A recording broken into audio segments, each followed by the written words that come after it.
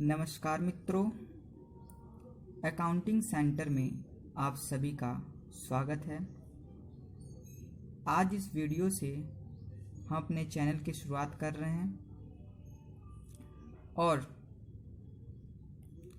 आज ही से हम अकाउंटिंग टर्मिनोलॉजी यानी जो हमारे कॉमर्स के क्लास 11th के सब्जेक्ट में सबसे मेन चैप्टर होता है अकाउंटिंग टर्मिनोलॉजी, इसको अकाउंटिंग टर्म्स भी कहते हैं। ठीक है, बेसिक अकाउंटिंग टर्म हम ये पहले समझेंगे पूरा। ये लगभग 13-14 टॉपिक्स हैं, टर्म्स हैं, उनको समझेंगे और ये पार्ट वाइज होंगे। ठीक है, तो इस पार्ट में हम कुछ कवर करेंगे और अगले नेक्स्ट पार्ट में हम पूरा कवर करेंगे। ठीक है, तो चलिए फर्स्ट देखते हैं बिजनेस ट्रांजैक्शन।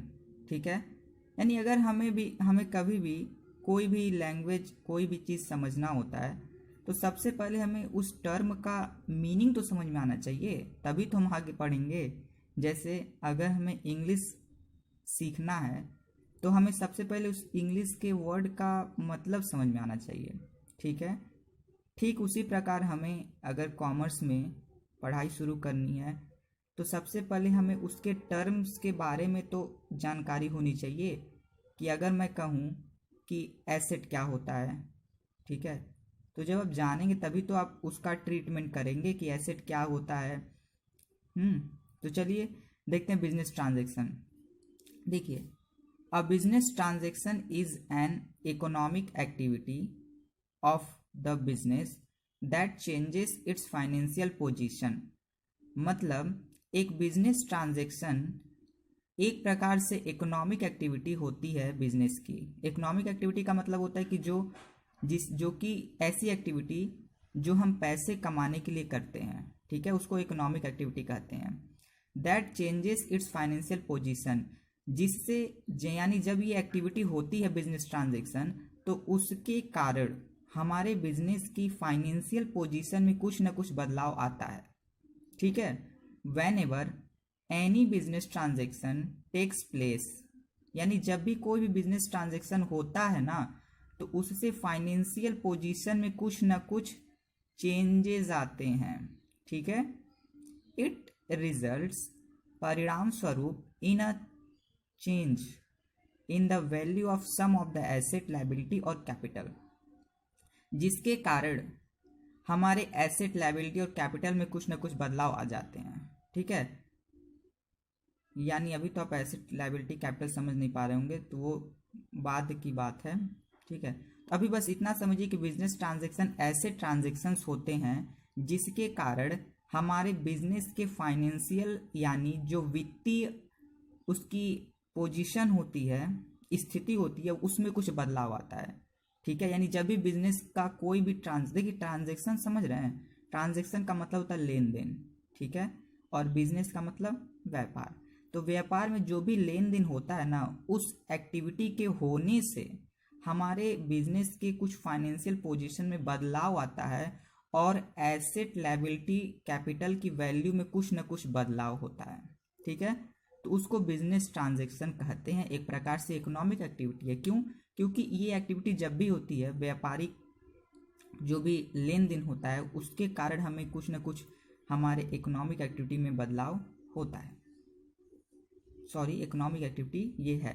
ठीक है, आगे चलते जाते समझ में आ जाएगा पूरा। चलिए नेक्स्ट देखते हैं इवेंट। इवेंट क्या होता है? देखिए, इवेंट जो होता है, हम इवेंट का मतलब इंग्लिश में ये समझते हैं कि इवेंट का मतलब कि कोई हमारा घटना, ये होता है इंग्लिश में। लेकिन बिजनेस यानी जो हमारा कॉमर्स है अकाउंटेंसी में, तो अकाउंटेंसी जो है उसमें अगर हम इवेंट की बात करें तो उसका मतलब होता है कि एन इवेंट द कॉन्सिक्वेंस और result of the transaction.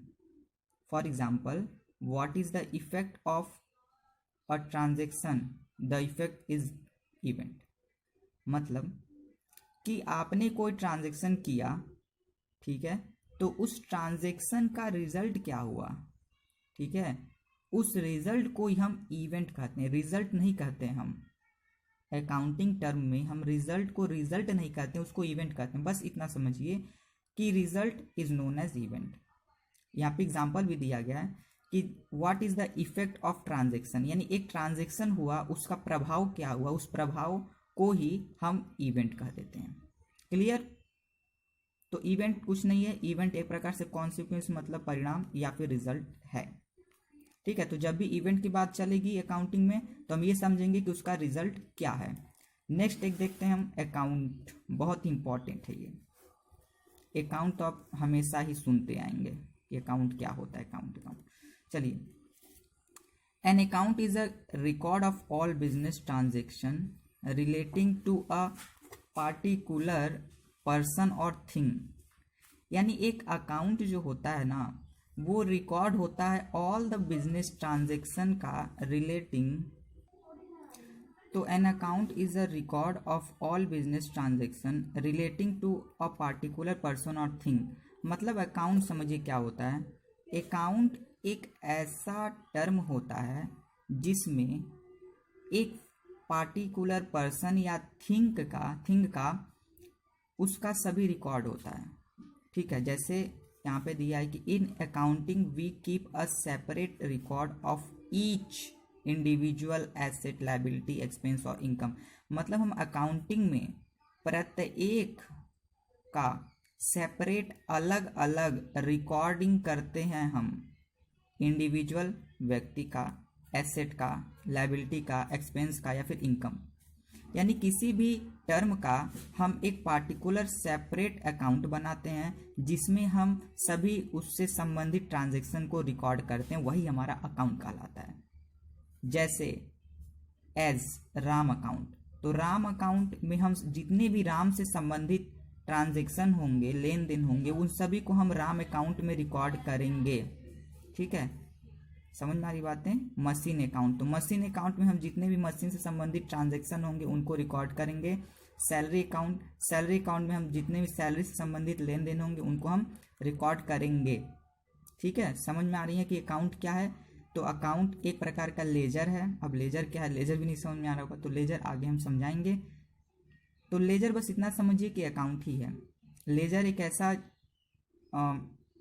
Term है जिसके अंदर अकाउंट्स बनते हैं। ठीक है, वो अकाउंटिंग साइकिल में हम पढ़ेंगे। ठीक है, तो अभी बस इतना समझिए कि अकाउंट एक प्रकार का ऐसा टर्म है जिसमें प्रत्येक पार्टिकुलर मतलब विशेष रूप से व्यक्ति या फिर कोई भी सामान हो गया, एसेट हो गया, ठीक है, मतलब इनकम, मतलब जितने भी टर्म आएंगे हमारे अकाउंट में उन सभी का प्रत्येक क्या होता है, एक अकाउंट बनता है। उस अकाउंट में हम जितने भी उससे संबंधित ट्रांजैक्शन होते हैं उनको हम रिकॉर्ड करते हैं उसमें। ठीक है, तो उसको हम अकाउंट कहते हैं। यहाँ पर एक राइटर हैं कार्टर, इनके द्वारा अकाउंट क्या बताए हैं ये समझ लेते हैं। An account is a ledger, देखिए बता भी रहा है कि एक अकाउंट क्या है, लेजर, क्योंकि लेजर में ही अकाउंट बनता है। ठीक है, record in a summarised form, मतलब मैंने बताया ना कि हर एक व्यक्ति का जितने भी ट्रांजैक्शन होते हैं उससे संबंधित जो भी लेन देन होते हैं उनको हम समराइज्ड फॉर्म में रिकॉर्ड कर लेते हैं। ठीक है, लेजर में। और लेजर क्या होता है, एक अकाउंट ही है। Of all the transaction that have taken place with the particular person और थिंग स्पेसिफाइड, तो जो भी स्पेसिफाइड यानी इंपॉर्टेंट जो भी पर्सन, थिंग्स, पार्टिकुलर जो भी होते हैं उनको हम क्या करते हैं, एक सेपरेट प्लेस पर रिकॉर्ड करते हैं और वो प्लेस ही अकाउंट होता है। ठीक है, और एक आखिरी हम देखेंगे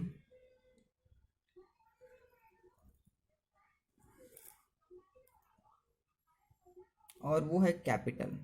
ठीक है, कैपिटल क्या होता है, it refers to the amount invested by proprietor. Proprietor का मतलब होता है ओनर, ओनर का मतलब मालिक। ठीक है, बिजनेस का जो भी मालिक होता है उसको प्रोप्राइटर कहते हैं हम अकाउंटिंग में।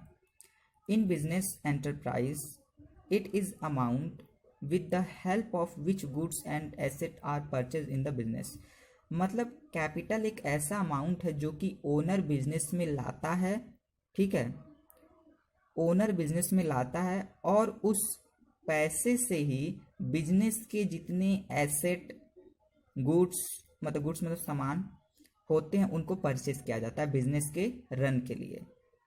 क्योंकि जब हम शुरुआत में बिजनेस चलाते हैं ना, तो उस समय हमें क्या होता है कि हमारे पास पैसे नहीं होते हैं कि बिजनेस हम स्टार्ट करें, ठीक है। क्योंकि बिजनेस तो तुरंत पैसे देने नहीं लगता है, वो तो कुछ समय बाद देता है ना जब वो रनिंग में आता है। तो इसलिए शुरुआत में उसको कुछ कैपिटल की आवश्यकता पड़ती है, कुछ पैसों की आवश्यकता पड़ती है, और वो पैसे देता है ओनर बिजनेस में, और उस पैसे को ही हम कैपिटल का नाम दे देते हैं अकाउंटिंग में, ठीक है। यानी कैपिटल एक प्रकार का अमाउंट है जो कि ओनर या प्रोप्राइटर या फिर मालिक, स्वामी बिजनेस में लगाता है ताकि बिजनेस क्या कर सके, रन कर सके। और ये जो होता है कैपिटल, ये बिजनेस के लिए एक प्रकार से लायबिलिटी होती है, क्योंकि बाद में उसको चुकाना पड़ता है बिजनेस को। और मैं ये भी बता दूं कि बिजनेस और ओनर दोनों सेपरेट होते हैं, ठीक है। और यहाँ से एक फार्मूला बन जाता है कि capital is equal to asset minus liability. ये फार्मूला बहुत इंपॉर्टेंट होता है, ये अकाउंटिंग इक्वेशन में काम आता है ये फार्मूला, ठीक है। एक चीज़ और कि कैपिटल को हम ओनर्स इक्विटी और नेट वर्थ और नेट एसेट के नाम से भी जानते हैं। फिर से, कैपिटल को हम ओनर्स इक्विटी, नेट वर्थ और नेट एसेट के नाम से भी जानते हैं। आज के लिए इतना ही, वीडियो बड़ा हो जाएगा। नेक्स्ट वीडियो में हम आगे किसके टर्मिनोलॉजी को कंप्लीट करेंगे। तब तक के लिए सीखते रहिए, सिखाते रहिए। धन्यवाद।